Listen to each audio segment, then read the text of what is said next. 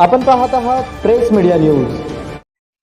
28 जुलै 2026 पासून मुख्य कार्यकारी अधिकारी कार्यालयासमोर बेमुदत धरणे आंदोलन सुरू। न्याय न मिळाल्याने संतोष व्यवहारे यांचा एल्गार।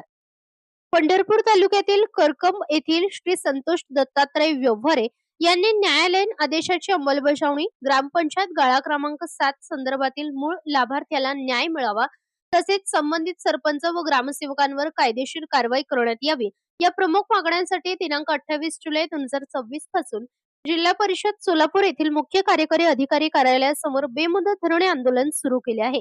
व्यवहारे यांनी यापूर्वी मुख्य कार्यकारी अधिकारी, जिल्हाधिकारी, गटविकास अधिकारी तसेच इतर संबंधित अधिकाऱ्यांकडे अनेक वेळा तक्रारी व निवेदने सादर केली होती। गटविकास अधिकारी यांनी चौकशी करून अहवाल सादर करण्याचे आदेशही दिल्याचे अर्जात नमूद करण्यात आले आहे। मात्र अद्याप अपेक्षित कारवाई न झाल्याने अखेर आंदोलनाचा मार्ग स्वीकारण्यात आल्याचे त्यांनी सांगितले। अर्जानुसार दत्तात्रय विठ्ठल व्यवहारे यांनी सन 1995 मध्ये ग्रामीण जिल्हा विकास यंत्रणा सोलापूर यांच्या योजनेअंतर्गत ग्रामपंचायत गाळा क्रमांक 7 लाभार्थी म्हणून मंजूर करण्यात आला होता।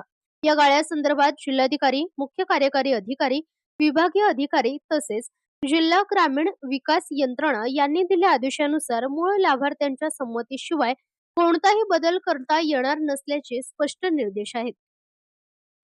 तसेच गटविकास अधिकारी पंढरपूर यांनीही ग्रामपंचायतीने केलेला अनियमित बदल रद्द करून मूळ लाभार्थी दत्तात्रय विठ्ठल व्यवहारे यांचे नाव कायम ठेवण्याचे निर्देश दिल्याचे अर्जात नमूद करण्यात आले आहे।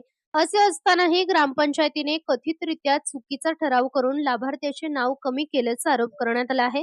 श्री संतोष व्यवहारे यांनी आपल्या निवेदनात नमूद केले आहे की तालुका न्यायालय व जिल्हा न्यायालयाने दिलेल्या आदेशांची तातडीने अंमलबजावणी करून गाळा क्रमांक 7 मूळ लाभार्थ्यांच्या वारसांना ताब्यात देण्यात यावा तसेच सरपंच व ग्रामसेवक यांनी केलेला कथित चुकीचा ठराव रद्द करून संबंधितांवर कायदेशीर गुन्हे दाखल करण्यात यावेत अशी मागणी त्यांनी केली आहे।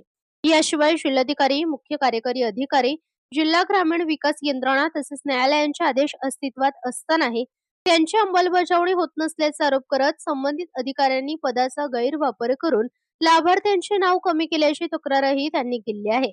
न्यायालयीन आदेशांची तातडीने अंमलबजावणी करून मूळ लाभार्थ्यांना न्याय मिळेपर्यंत मुख्य कार्यकारी अधिकारी कार्यालयासमोरील बेमुदत धरणे आंदोलन सुरूच राहणार असून आंदोलनाची सर्वस्वी जबाबदारी प्रशासनाची राहील असा इशारा श्री संतोष दत्तात्रय व्यवहारे यांनी दिला आहे।